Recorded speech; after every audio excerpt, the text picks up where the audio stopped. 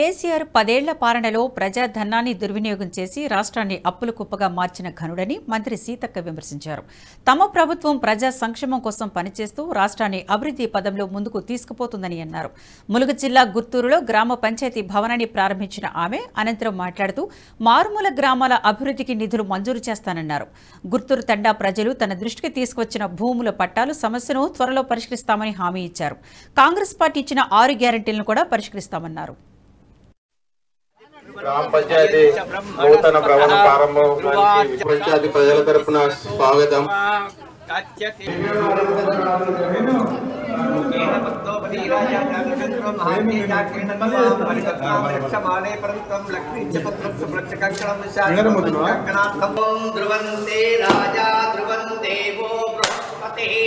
ధ్రువంత ఇంద్రచాగ్రిచ్చరాస్తం ధారయితం సమస్య కూడా నిన్ననే నేను కలెక్టర్ గారి దృష్టికి కూడా తీసుకెళ్ళి మనది గాని ఇంకా కొన్ని ఊర్లలో మేజర్ గా అప్పుడు వైఎస్ఆర్ గారు పట్టా ఇచ్చడం కోసం ఒక జీవో కూడా తీసుకురావడం జరిగింది. మళ్ళీ టీఆర్ఎస్ ప్రభుత్వం వచ్చిన తర్వాత ధరణిది పేరుతోటి మనమేమో మోక మీద ఉన్నాం, పేరేమో ఉమ్మడి కాని వెళ్తుంది. ఇంకా ఇప్పుడు అట్లాంటి వాళ్ళు కూడా మళ్ళీ ఊళ్ళలోకి వచ్చి ఈ భూమి మాది మాది అని ఇబ్బంది పెడుతున్నారు.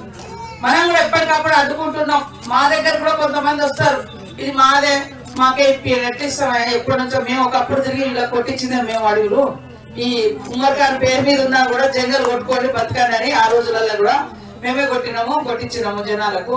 ఇలా నున్నగా అయిన తర్వాత ఈ భూస్వామి ఆ భూస్వామి అంతా ఊరుకునేది లేదు అని కూడా ఎక్కడికక్కడ అడ్డుకుంటున్నాం.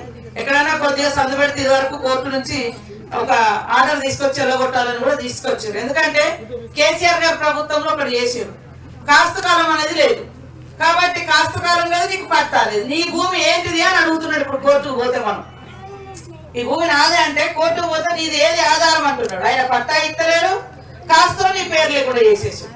దాంతో కూడా ఇబ్బంది అవుతుంది.